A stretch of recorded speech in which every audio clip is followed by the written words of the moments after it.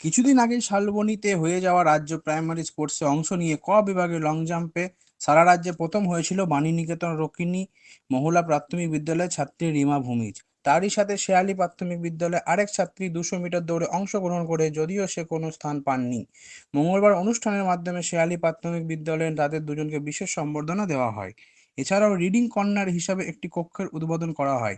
উপস্থিত ছিলেন তৃণমূল ব্লক সভাপতি তথা পঞ্চায়েত সমিতির পূর্ত কর্মাধ্যক্ষ মেহমুদ খান, জামালপুর চক্করের এসআই অনিন্দিতা সাহা, এলাকার বিশিষ্ট সমাজসেবী তপন দে সহ ওই বিদ্যালয়ের প্রধান শিক্ষক পবিত্র কুমার কোলে, বিদ্যালয়ের অন্যান্য শিক্ষক ও ব্লকের বিশিষ্ট শিক্ষক আব্দুর রহমান সহ বিভিন্ন শিক্ষক। মেহমুদ খান বলেন, এই প্রাইমারি স্কুলে কিছুদিন আগে খুব সুন্দরভাবে শিশু সংসদ নির্বাচন হয়েছে, যা সত্যি নতুনত্বের দাবি রাখে। আর রাজ্য স্তরে স্পোর্টস অংশগ্রহণকারী দুজন রাজ্য প্রথম হয়েছে, এদের সম্বর্ধনা দেওয়া সত্যিই খুব ভালো উদ্যোগ। তিনি চান এই দুজন আগামীতে আরো অনেক দূরে এগিয়ে যাক।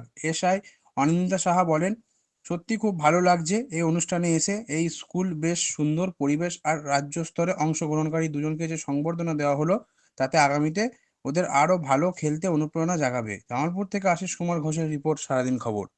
তাহলে সে এখনো কি আমি যে মা, আমি কি কন্যা, সেটাই এখন বুঝতে পারলো না। আমরা বিয়ে থা দিয়ে দিচ্ছি, আর 17 বছরে তার যখন কন্যা সন্তান হচ্ছে, তাহলে ওই কন্যা সন্তানটা রুগ্ন হচ্ছে, তার মা অসুস্থ হচ্ছে, আর সে জীবনে বেঁচে থাকার জন্য যতদিন বাঁচবে তখনই বিকল হয়ে পড়ে আছে।